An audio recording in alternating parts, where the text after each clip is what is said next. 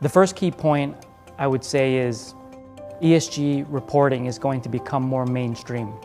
The second thing that I think would be important to corporates is raising capital. So we did some research, and as of June in 2021, there's about $45 trillion being invested in ESG funds. And as a result, there's a lot of money being allocated towards these types of investments. Generating good disclosures, being able to perform well in ESG scores or having a good ESG rating could result in more investment dollars to the company's way. For investors, equally as important, I think today there's so many different investment opportunities, and it's hard for investors to understand whether or not they're making the right investment decision. So ESG could be one of those additional factors that an investor can use to make their investment decision.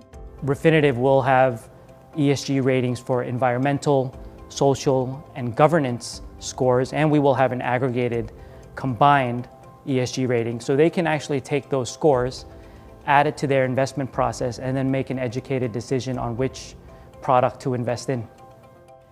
Yeah, we believe that over time, there's going to be more information that's going to be publicly available to investors.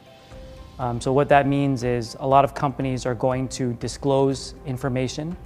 They're going to be more transparent with their ESG reporting.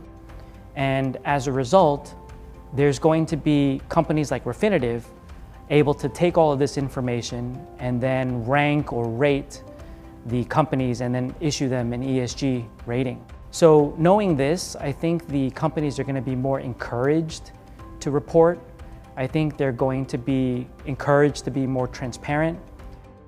And as a result, we're hoping that this can improve their business practices, but at the same time, reduce greenwashing. And greenwashing is a term that not many people are aware of. It's where an organization might be misleading the public with some information in order to make their ESG mandates look or appear to be a little bit healthier than they are.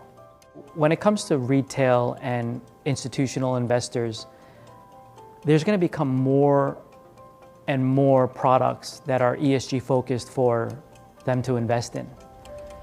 So I think they're going to have to look at the details of the ESG ratings as a whole. So for environmental, social, and governance, there's going to be individual scores for each, and then there's going to be an aggregated score for the total company. But based on the sector or industry that they're trying to invest in, I think they're going to have to look at which of these pillars matter most. And I'll give you an example. So if somebody is focused on looking for companies with really, really strong leadership, they would probably pay a lot of attention on the governance pillar, because generally speaking, good leadership will breed a good company, will lead the company to success.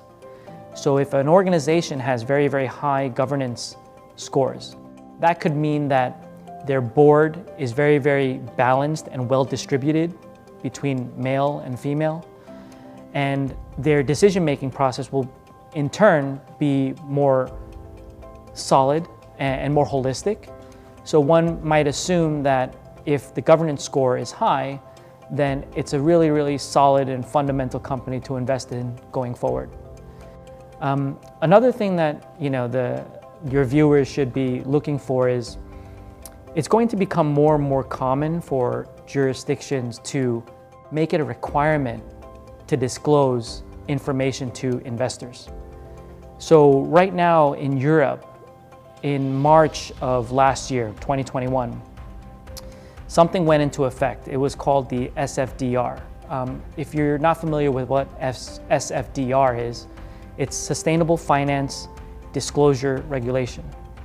And what this means is, what this regulation is asset managers or financial professionals will need to disclose the ESG characteristics of whatever product that they're trying to recommend to their client. So there's going to be more and more information and help so that the investor has full picture. They can compare and contrast the different investment products that they have to make a decision on. And by default, with more information, they will be able to make better and more informed decisions on what to invest in. So Refinitive started collecting ESG information back in 2002. And at the time, what we were trying to do is provide our customers with more information. So our customers consist of primarily financial investment professionals, and they were looking for a form of alternative data. And ESG was an up-and-coming topic, and it just so happened that we had the methodology to calculate ESG ratings. So we considered this a form of alternative data at the time, but as everyone knows, this is no longer alternative data. This is considered more mainstream data and something that a lot of investors are really hungry for today. So we're going to continue to expand on this going forward as we see this topic becoming more and more important, and we're only going to invest more resource dollars in bringing this proposition even better. We cover over 11,000 publicly listed companies, and that's about 90% of the global market cap. And all of the major financial indices are covered. And in addition to that, for each of these companies, when we're collecting data to calculate an ESG score, we're collecting over 500 different data points. And then out of these 500 data points, we take 187, and that's our minimum requirement in order to calculate an ESG rating. Currently today, we have over 400 analysts collecting data, calculating data, and analyzing data. But in addition to adding more people, we're also moving towards a new area for us, which is looking at private companies and giving private companies an ESG rating. So just because an organization isn't traded on any particular exchange doesn't mean that they cannot obtain an ESG rating. So as long as any company discloses their information publicly, Refinitive will be able to go out there, get that information, and then calculate an ESG rating for that company. What do companies need to do to perform well when it comes to ESG? There is no one-size-fits-all solution. So within this world, there are many industries, there are many sectors. Each of those sectors will be weighted differently when it comes to how we calculate an ESG rating. So in terms of best practice, there are some guidelines that are available that I would recommend people to look into. There's GRI and there's SASB. These are all guidelines that are globally recognized guidelines. These are guidelines that Refinitive also take into account in our methodologies. And I think that the first point of where a company can start is to explore what those guidelines look like, and then start to understand how to disclose that type of information. Where within their organization can they find this information, and then how do they make it public? I think that would be a good starting point for companies to get onto the right track of, number one, obtaining a good ESG rating, but going forward, how to improve on that year on year. So the reporting will become more accurate. The more accurate the reporting is, the better the scores may be. So I think right now, in this point in time, companies will need to start exploring how to disclose information. That's step one. The key differences between Refinitive and other organizations that provide similar information, there's really two key things that I would like to mention. The first key item that I would want to mention is Refinitive's ratings are based on collecting fact. And what I mean by that is our research analysts will go out into the public domain.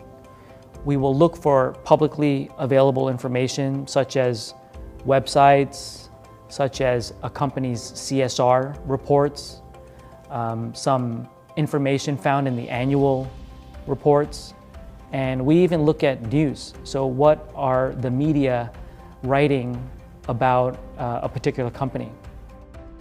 So we'll take all of those factual information and then form ESG ratings off the back of that. We are not opinions-based. What that means is we do not provide our own assessment based on our own opinions and our own researchers. We strictly use the metrics that we obtain from the factual evidence and then turn those into ESG ratings. The second thing that really makes us a little bit different from other organizations is our exclusive partnership with Reuters News. So Refinitive has an exclusive partnership with Reuters News, which means we will incorporate the news that is being released on different organizations, different companies.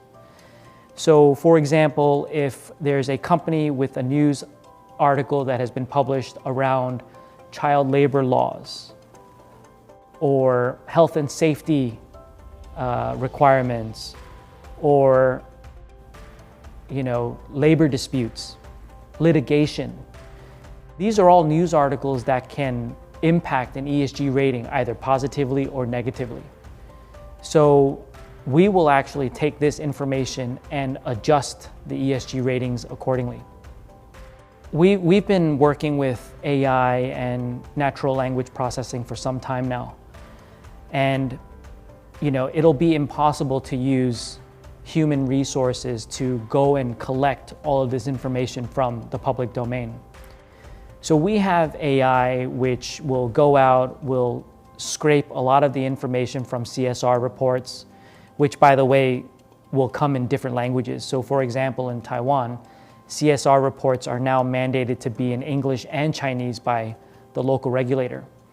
So our AI technologies need to be able to, number one, extract this information and then make sense of it all. So these are all we use machines to process all of this. Now the 400 analysts that we are using are mainly there for fine-tuning, for QA, so quality assurance of that data, fact-checking. Once they do the due diligence and the fact-checking and the ratings are approved to be sent out, then we can send them to the different products that we have to distribute this information. So yes, AI and natural language processing plays a big role in the data collection and the data collection of this workflow.